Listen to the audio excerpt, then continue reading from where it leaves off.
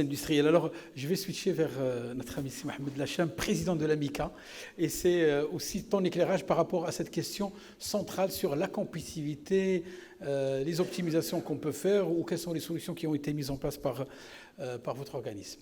Bonjour. Tout d'abord, je tiens à remercier Industrie pour cette initiative.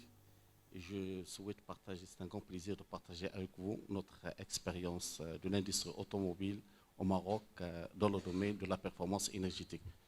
Comme vous le savez tous, donc l'industrie automobile au Maroc actuellement, elle présente plusieurs opportunités. Ces opportunités ont été accélérées depuis le lancement de l'intégration locale en profondeur. Quand je parle de l'intégration locale en profondeur, c'est-à-dire que je parle de connecter l'écosystème automobile avec les autres écosystèmes des matières premières, à savoir le métal, le plastique, le textile, chimie et autres. Donc, pour accéder à cette filière automobile, comme vous le savez, c'est un secteur qui est très, très exigeant. La clé, c'est la compétitivité. Mais comme ces technologies sont des technologies énergivores, surtout la matière première, donc il faut réfléchir sérieusement sur des solutions pour des économies d'énergie. Au niveau de l'AMICA, on a un certain nombre de propositions.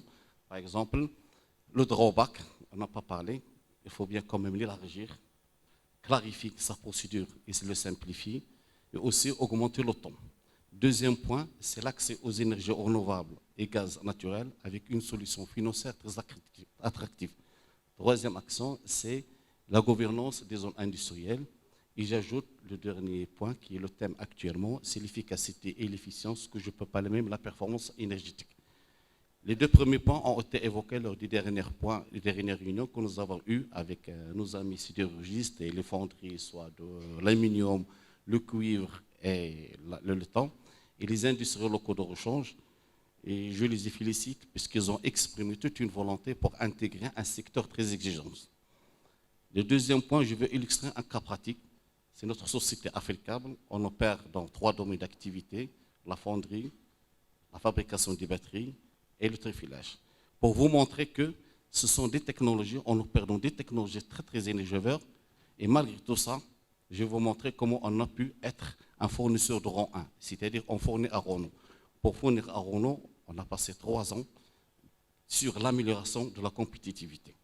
Et l'une des composantes essentielles, c'est l'amélioration de l'efficacité énergétique.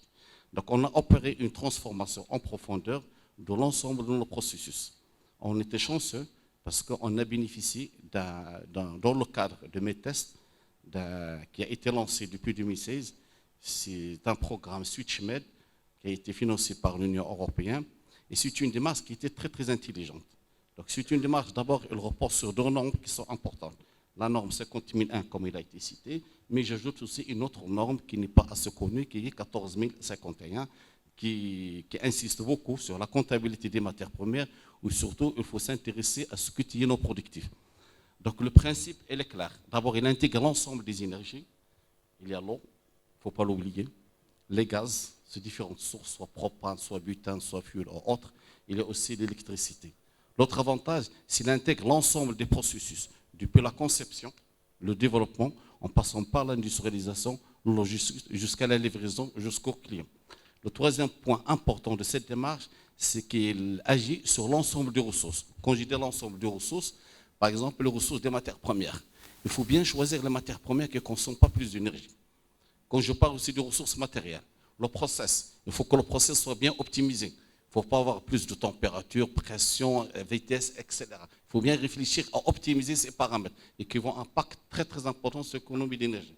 Le troisième point, il faut aussi être intelligent à choisir ou bien à remplacer, dans la mesure du possible, des équipements énergivores par des équipements qui consomment moins d'énergie. Il faut agir encore sur l'éclairage, agir sur les fuites de l'air comprimé, agir sur la récupération des chaleurs. Et il y a tout un certain nombre d'actions que je ne peux pas énumérer actuellement, mais nous, que nous sommes en train, au niveau de l'AMICA, de regrouper dans un référentiel des bonnes pratiques de la performance énergétique. Et ça va être aussi une occasion de partager ça avec nos adhérents. Et nous avons intégré tout ça dans une nouvelle feuille de route de l'AMICA. Et l'autre, dans un axe qui est important et principal, c'est la compétitivité, tout en insistant beaucoup sur l'efficacité énergétique. Merci. Merci beaucoup. En tous les cas, c'est Mohamed